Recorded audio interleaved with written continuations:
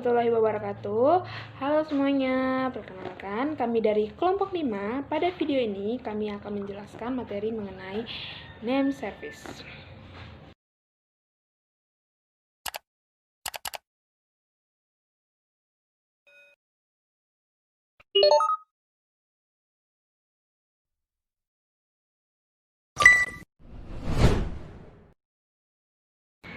Apa itu name service? Name service dalam sistem terdistribusi merupakan layanan penamaan yang berfungsi untuk menyimpan naming konteks, yakni kumpulan binding nama dengan objek yang tugasnya untuk meresolve nama.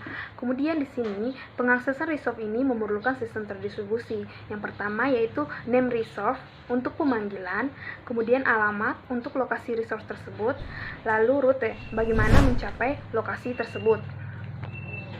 Kemudian di sini ada resolve yang dipakai dalam name service, yaitu komputer, layanan, remote object, kemudian berkas dan pemakai.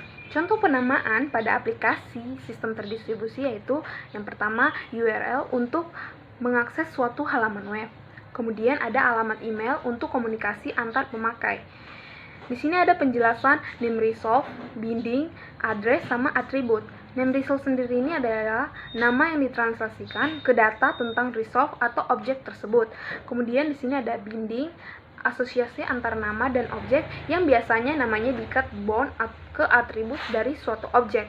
Kemudian di sini ada address, yaitu atribut kunci dari sebuah entitas dalam sistem terdistribusi.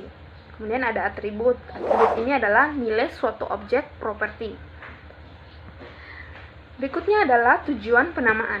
Tujuan penamaan itu ada 4. Yang pertama, identifikasi. Kemudian yang kedua itu memungkinkan terjadinya sharing. Yang ketiga, memungkinkan lokasinya independen. Yang keempat, memberikan kemampuan keamanan atau security.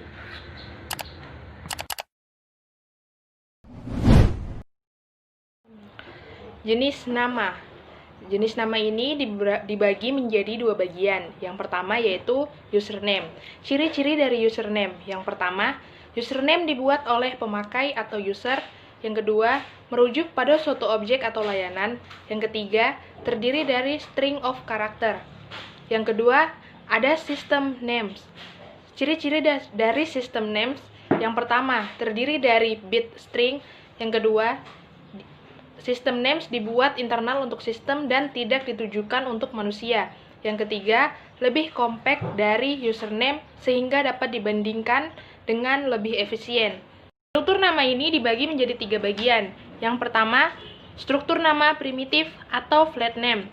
Ciri-ciri dari primitif yang pertama yaitu tanpa struktur internal. Dia hanya bersifat string of bit.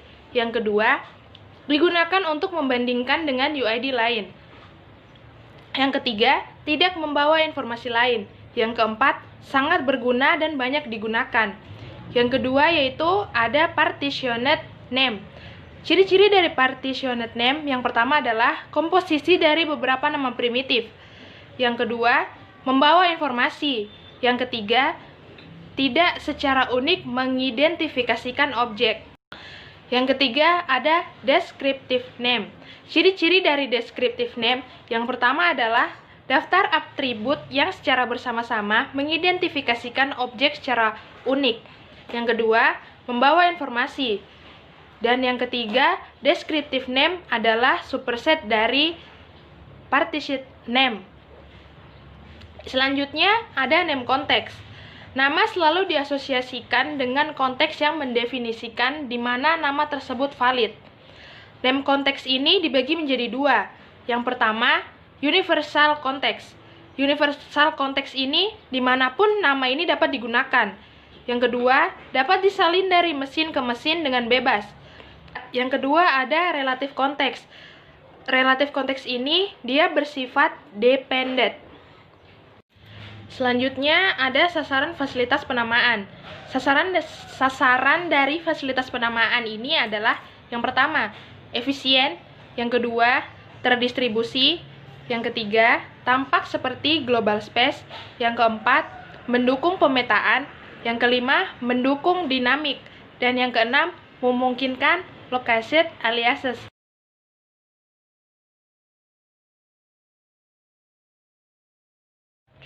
Name list. Name list terbagi atas dua bagian, yaitu pertama name agent. Name agent berada di klien, bisa satu name agent per klien atau satu name agent digunakan oleh beberapa clients. Name agent menjadi perantara antara klien dan name service. Contoh, resolver pada Daemons Name Service atau DNS. Yang kedua, name service. Name service menggunakan basis data terdistribusi yang terdiri dari tuples.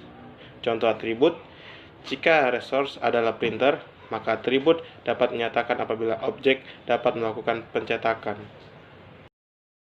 Selanjutnya bentuk name list. Yang pertama, name list tersentralisasi. Yang kedua, name list teraplikasi penuh. Yang ketiga, name list teraplikasi sebagian. Yang selanjutnya, contoh name service. Yang pertama, DNS atau Domain Name Service, yaitu memetakan nama domain ke alamat. Yang kedua, GNS atau Global Name Service, yaitu memetakan global name ke atribut-atribut.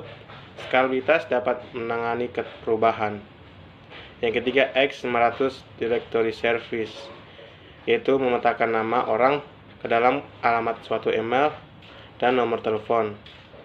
Yang keempat, Genie Discover Service, yaitu mencari objek sesuatu dengan atribut yang ada. Sekian video dari kami. Apabila ada kesalahan dan kekurangan, kami mohon maaf.